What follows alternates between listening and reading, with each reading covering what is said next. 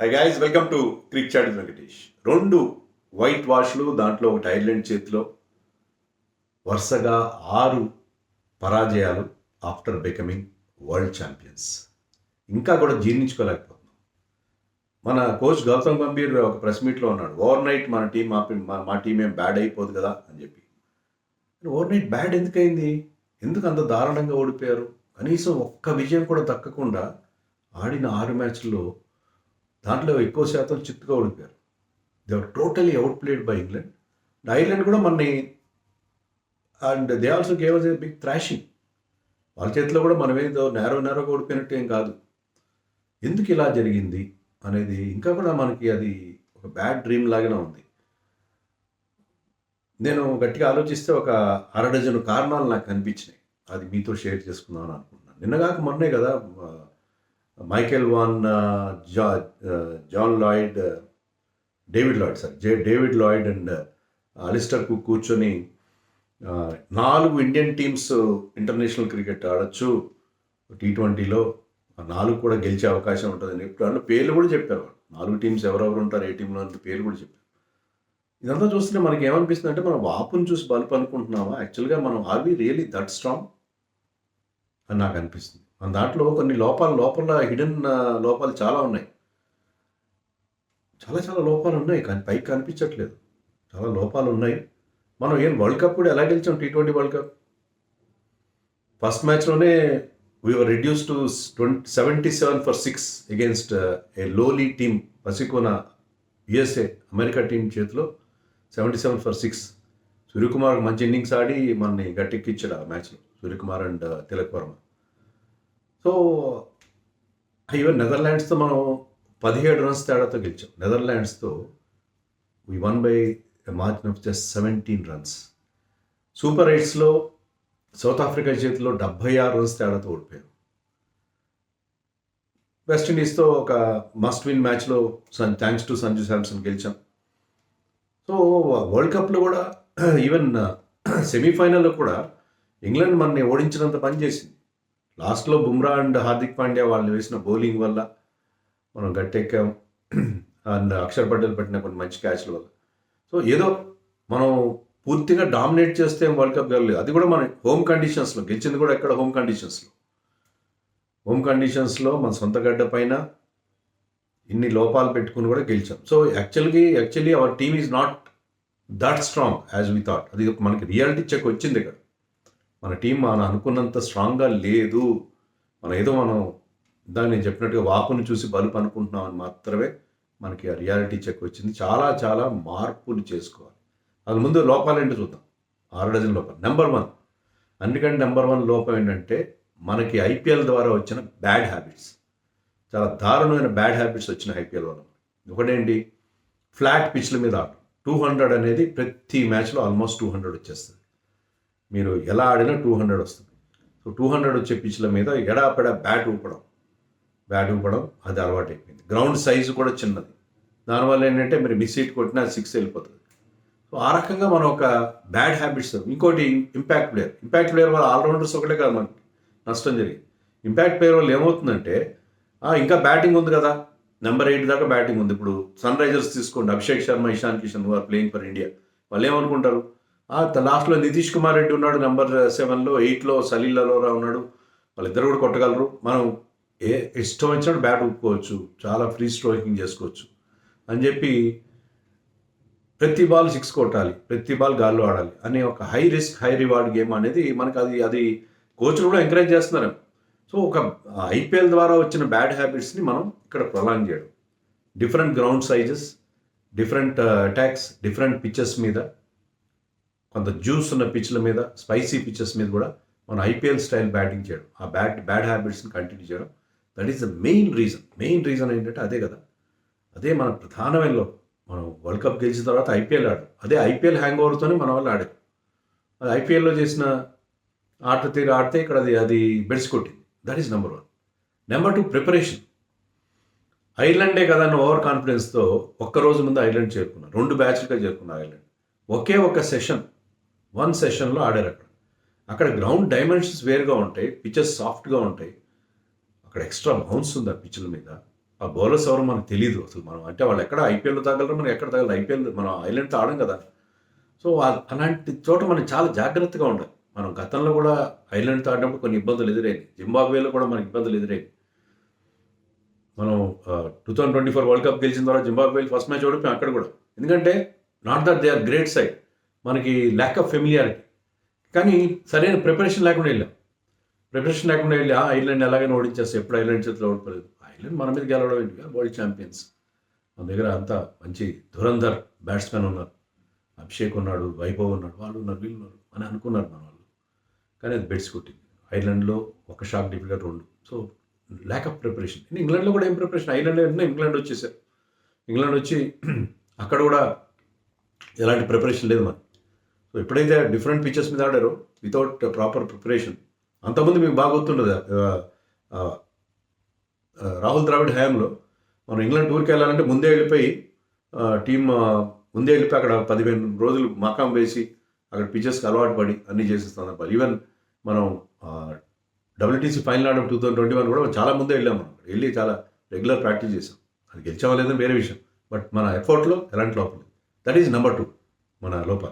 Number 3 ఏంటంటే బుమ్రా, హార్దిక్ పాండ్యా లేకపోవడం. బుమ్రా లేకపోతే మన బౌలింగ్ చాలా వీక్ అయిపోతుంది. అది దాచేస్తే దాగని సత్యం. బుమ్రా ఎన్నిసార్లు వికెట్ తీస్తారు, వికెట్ తీసినా తీయకపోయినా బుమ్రా ఎఫెక్ట్ అనేది ఉంటుంది. వాళ్ళకి అపోజిషన్ మీద కూడా ఉంటుంది. ఇంకా బుమ్రా 2 ఓవర్లు ఉన్నాయి, ఈ లోపల మనం సర్దుకోవాలని చెప్పి వాళ్ళు కొన్ని రిస్క్ తీసుకోవడం. సో బుమ్రా ఎఫెక్ట్ ఏంటంటే ఆల్ ఫేస్ బౌలర్. మీకు ఎప్పుడు కానీ వికెట్ కావాలంటే బుమ్రా వచ్చి వికెట్ తీస్తారు, లేకపోతే టైట్ బౌలింగ్ వేసి వాళ్ళ ఈక్వేషన్ మార్చేసి చాలా టఫ్ ఆస్కింగ్ రేట్ క్రియేట్ చేస్తారు. సో బుమ్రా ఎఫెక్ట్ అనేది చాలా ఉంటుంది. Bumrah of late Bumrah is not as effective as ఈ వాజ్ బిఫోర్. బట్ ఇప్పటికీ ఆ బుమ్రా ఎఫెక్ట్ అనేది మన బౌలింగ్ వితౌట్ బుమ్రా మన బౌలింగ్ డిఫరెంట్గా ఉంటుంది. అండ్ హార్దిక్ పాండ్యా కూడా, ముఖ్యంగా హార్దిక్ పాండ్యా మనం ఏ ఛాంపియన్స్ ట్రోఫీ దుబాయ్లో ఆడినప్పుడు లేకపోతే వరల్డ్ కప్ ఇండియాలో ఆడినప్పుడు కంటే కూడా మన అవుట్ సైడ్ ఏషియా ఆడినప్పుడు హార్దిక్ పాండ్యా ఇంపాక్ట్ చాలా ఎక్కువ, చాలా అవసరం ఎక్కువ ఉంటుంది. ఎందుకంటే మీరు ఏం చేస్తున్నారు, ఆల్రౌండర్స్ కోసం ముగ్గురే రెగ్యులర్ స్పెషలిస్ట్ ఫాస్ట్ బౌలర్స్ వెళ్తున్నారు. ఆల్రౌండర్స్ అని చెప్పి ఏమాత్రం ఎఫెక్టివ్గా లేని షెడ్గే లాంటి వాళ్ళను, శివం దూబేను మీ 4th సీమర్గా పెట్టుకున్నారు. మీరు ఇంగ్లాండ్లో మీకు 4 పక్కా సీమర్స్ కావాలి.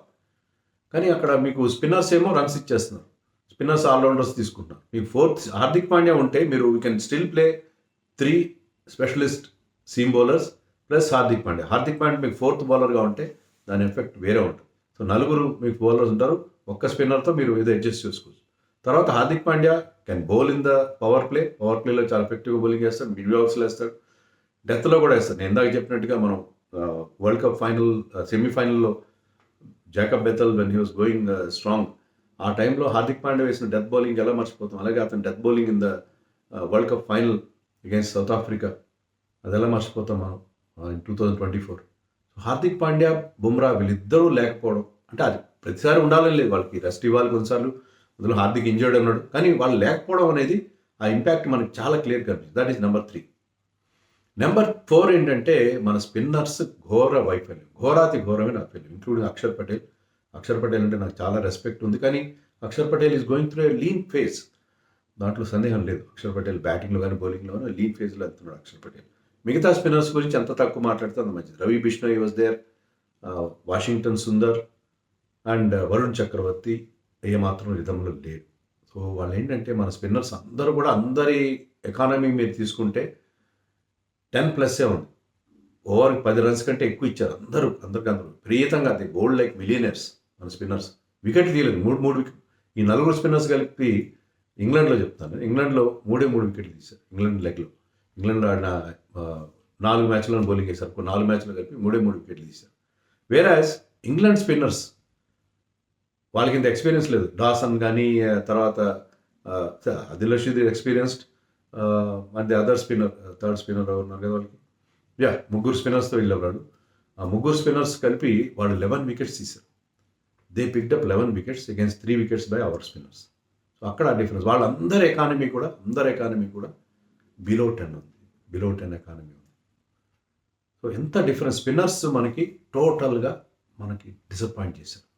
అండ్ మనం చేసిన ఇంకో తప్పు ఏంటంటే మొదటి 2 మ్యాచ్లు అనుకుంటే వి ప్లేడ్ 3 స్పిన్నర్స్, 3 స్పిన్నర్స్తో బరిలో దిగారు. That was a big mistake. And spinners never delivered. Spinners ఏ మాత్రం మనకి ఎఫెక్టివ్గా బౌలింగ్ చేయలేదు. ఇంకా fifth reason, the most neglected area in Indian cricket. Indian క్రికెట్లో మనం వరల్డ్ కప్స్ గెలుస్తున్నాము, ఈ వన్ డే వరల్డ్ కప్ ఫైనల్కి వెళ్ళాము, టెస్ట్ ఛాంపియన్షిప్ ఫైనల్కి 2 సార్లు వెళ్ళాము, T20 వరల్డ్ కప్స్ 2 సార్లు గెలిచాం, ఛాంపియన్స్ ట్రోఫీ గెలిచాం, అంతా బాగానే ఉంది. But in one department we are still very very ordinary, sub standard, that is fielding.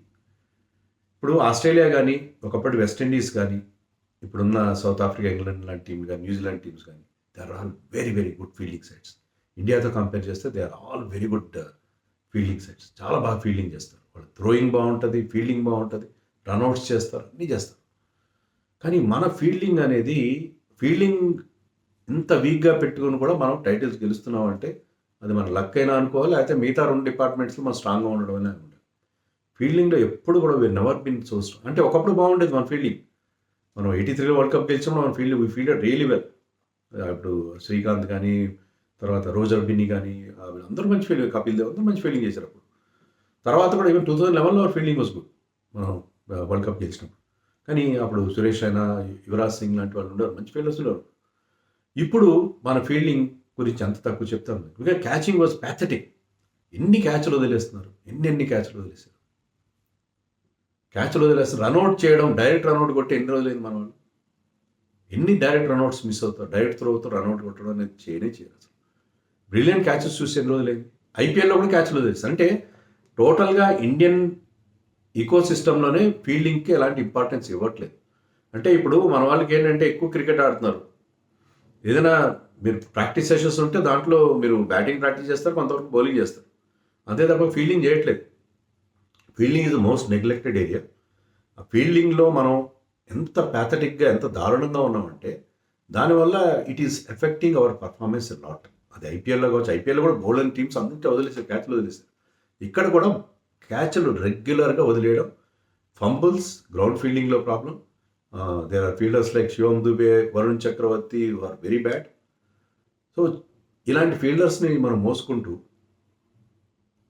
ఫీల్డింగ్లో మనం సరైన ఇంప్రూవ్మెంట్ లేకుండా, ఫీల్డింగ్ మీద శ్రద్ధ పెట్టకుండానే మనం టైటిల్స్ గెలవాలి, మన వరల్డ్ బీటర్స్ అవ్వాలని ఆలోచిస్తున్నాం.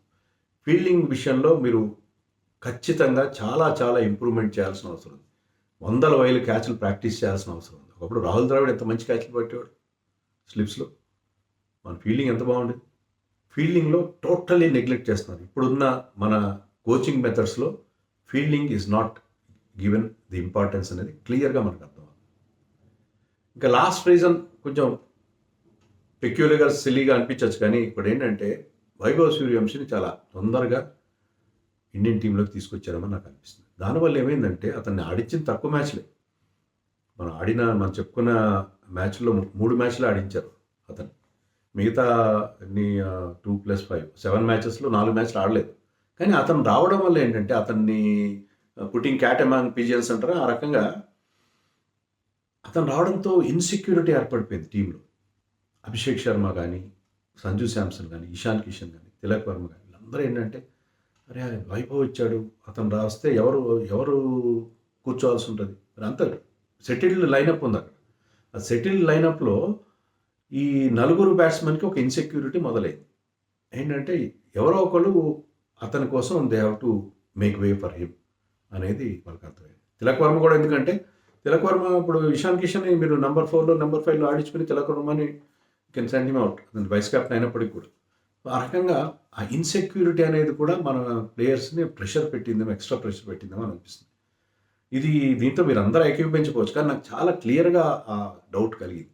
దానివల్ల ఆ ఇన్సెక్యూరిటీ ఒకటి. రెండోది ఏంటంటే మనం మార్పులు చేయడం.